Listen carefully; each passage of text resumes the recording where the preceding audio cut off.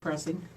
There are a lot of things happening. Maybe they've always been happening, but it just seems to me that, the past year or so, and even the past several weeks, it's just been so intense with the racial profiling all over the country, not just in the South or on the East Coast. I mean, just across the country. Every day we hear about something else. Just a couple of days ago, two young African American women in a Target store right here in the Metro Detroit area were accused of shoplifting, and the police were called, and they were embarrassed, and they went through their things. They hadn't shoplifted anything, but now they have a lawsuit, and it seems these people don't care if they get sued. I don't know if they're just trying to aggravate us, get us mad, and make us have a big riot so they can shoot some more people. I don't know. I don't want to be paranoid about this, but I am paranoid about it because it's just ridiculous. I remember a couple of years ago, somebody was making T-shirts and caps, and they were putting the names of all the black men that had been shot. Trayvon Martin, Michael Brown, Eric Garner, Philando Castile, and then Sandra Bland. And then pretty soon, we found out there were a lot more. There wasn't any room to put all the names on a poster or a T-shirt. Just so many. They were just happening every single stupid day. We're seeing video showing police shooting people in the back. The proof is right there. They go to court and nothing happens.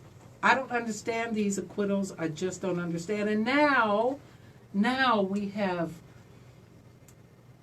babies, brown babies from Mexico, Guatemala, these countries where people are trying to escape what's happening to them there, and they're coming to America, home of the free or land of the brave or whatever it is. I got it backwards.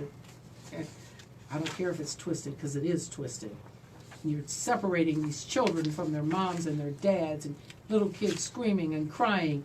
And we have a government that's saying, well, they broke the law. This is what happened. So I have two gentlemen in studio with me. One is a host here on 910, Michael Imhotep. Yes. He has loads of followers, and he's just one of the greatest historians that I know. I'm surprised he's at Harvard or somebody didn't snatch him up and plant him right there on the campus. They're too afraid of my information. They're afraid of you. Well, I tell the truth.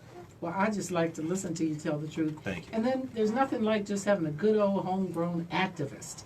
And that's Sturge Moreland. He's a Detroiter. He's a business owner. He's a husband and a dad. And he gets very, very involved, and sometimes he gets very worked up. They've taken him off of Facebook 2 or 3 times. He doesn't know why, because there's worse things than what he says. But whenever you start talking about race, people get a little upset. Why is that, Michael Imhotep? Well, if you talk about, once again, thanks for having me on again, Charlene. So what I say may go outside the circumference of some people's awareness. Just because you never heard it before, disagree with it, does not mean it's not true. It just means you have to do some research to understand what I'm talking about. So if we understand why some people get uptight when we talk about white supremacy and racism, racism is a system of advantage and privilege distributed based upon race.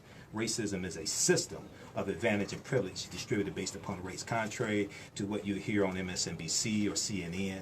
And I watch between 6 to 10 hours of MSNBC a day, including today. When they talk about racism, they usually never define it from a historical perspective. Racism occurs when one race of people control the majority of the wealth, power, resources, privileges, benefits, land, access to education, access to opportunity, health care, etc., media, and they use that to marginalize, subordinate, and do harm to another race of people.